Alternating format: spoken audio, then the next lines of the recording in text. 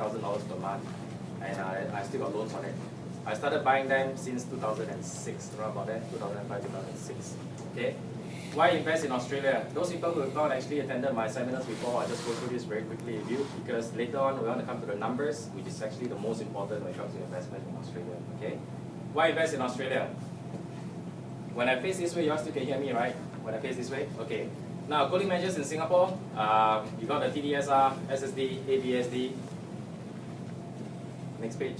And this is the chart that I'm sure you guys have seen it before. Okay, just from the second properties onward, you can actually see Singapore citizen, you pay 7% additional buyer stamp duty already. Plus the 3% equals to 10%. Okay, and the worst thing is your LT, your loan to value ratio, you only can borrow up to 50%. Okay, in other words, in Singapore, you will easily need at least 500,000 to buy a good property in a good area. Okay, which is why it's a good time to buy in Australia, because in Australia there's no ABSD, there's no SSD, and most importantly, no TDSR at all if you take a loan from Australia. Okay, so no TDSR, you can borrow up to 80% for every single property. And in Singapore itself, your TDSR will not be affected because the banks in Australia is not regulated by MAS. Understood? Good. Next. This one has actually saved me quite a lot of money in terms of my wife, when I go holiday with her, when I go to Malaysia, Thailand, Philippines, Indonesia, she always wants to buy a property. Everywhere we go, she wants to buy a property. I think she got a bit of disease. But anyway, and that's her here, by the way. If you really look at it, this is a 2014 Index of Economic Freedom. What does it show? What does it tell us is that in terms of property rights, government spending, business freedom, and of course the trade freedom. Okay. In other words, simply put it, if you invest in this country, would it be easy for you to get your money out next time, if you even see your money at all? Okay. Very proud. Hong Kong 1, Singapore 2, Australia number 3. Okay, and I tell my wife, look, can you see any other country? US 12, UK 14, Malaysia 37, Thailand 72, and Philippines around about 90. Okay, you don't even see Vietnam or whatever. So these are the guys that actually been selling in Singapore as well. So I said, look, it's actually a good thing. I don't need to talk more about this already.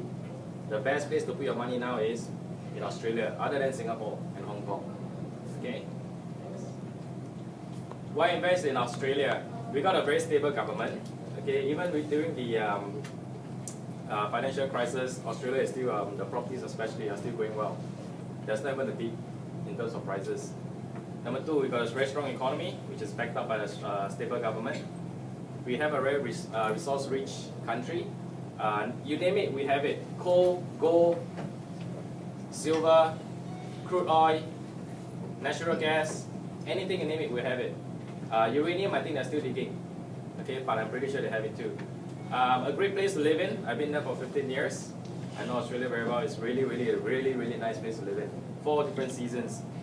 Undersupply, strong rental yield. On the average, the properties that I bring in, rental yield should be between 5 to 7%.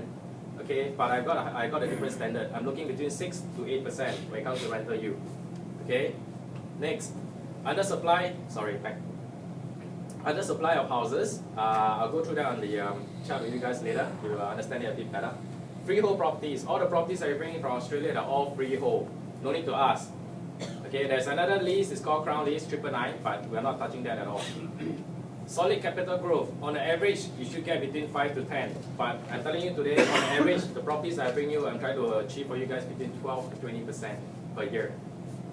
Finance up to 80% and no TDSR if you borrow from Australia. Undersupply. This is actually until June 2012. My client asked me yesterday, why is it only until 2012? Because that's the latest you can get. They supply us everything 1 year late, and now we're just in June. Maybe next month I might be able to get until 2013. Okay, but look at the gap here. This is the population growth or population roll, and this is the dwelling, the houses that's been built. You look at this gap here, 400,000 less around about 150,000. 150,000 less houses as compared to the population growth. Okay, and if you look at the graph, it's actually going up on population, and the houses is actually going down. This is a chronic problem that we have in Australia, which is actually why the government actually support investors, especially for properties.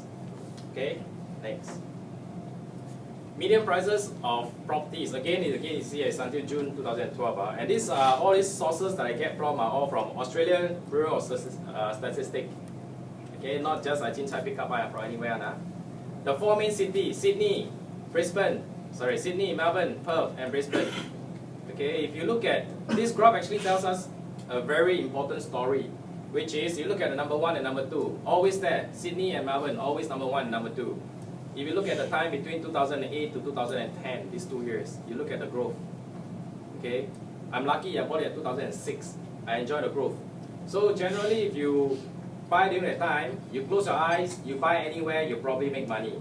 However, if you buy correctly, I got this property that just now you saw the first one on the left, managed by Bell. I made 42% on capital appreciation over 1 year. Okay, that's what you're trying to achieve. And that's what I'm trying to achieve for all my clients in Singapore as well. Now, if you look at Perth, it actually has got a growth here as well. Between 2004 to 2006, that's when they found all the natural resources in Perth. Okay, if you look at Brisbane, it's always been flat, very steady. Okay, Brisbane is primed to boom, and again it's 2012. That's when they found, more or less, haven't started digging it up. They found all the minerals and all the natural resources, and like I said, Brisbane is primed to boom. I've got other articles to show you guys later on. Next. Singapore love Australia. Why?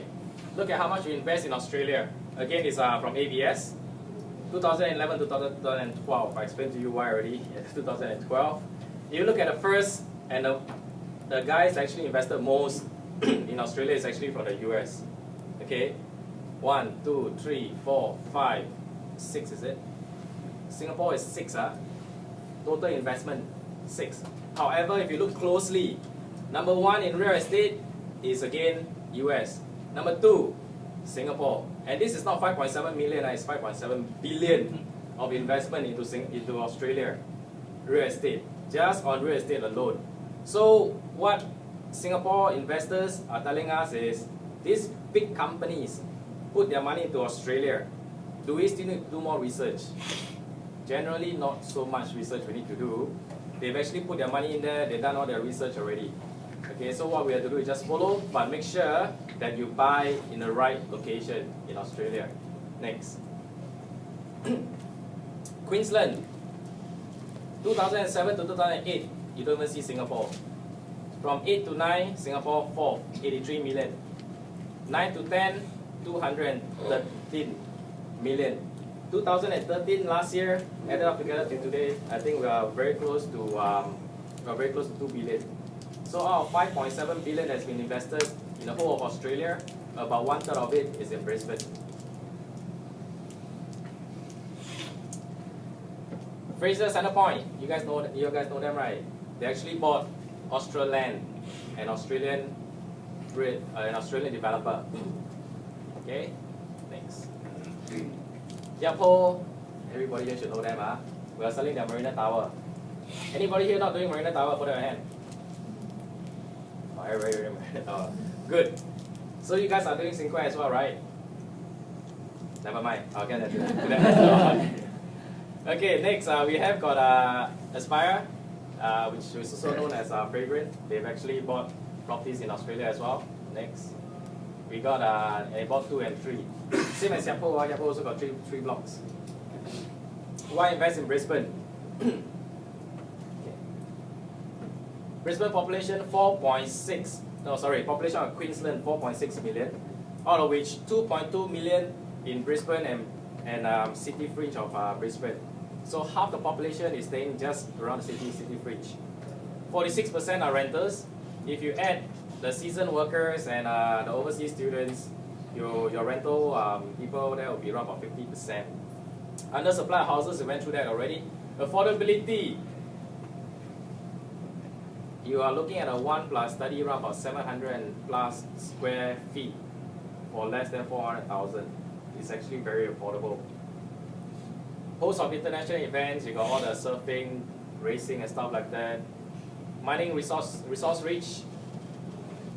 They found it 2 years ago, and now they're setting all the infrastructure. When they set up all this infrastructure, the main people, like for example Rio Tinto, they don't go to Brisbane City and say, I'll rent your office 1 floor, you know. They said, I'll either buy your whole building or I build my own building. Okay, so these are kind of investment and infrastructure that's being put into Brisbane at the moment, which is why Brisbane is growing very, very quickly. On average, the salary there is about 75,000. Unemployment rate at this stage, it's actually about 3.5%, 4%. And 88% of the labor force has got a bachelor degree or above. Thanks.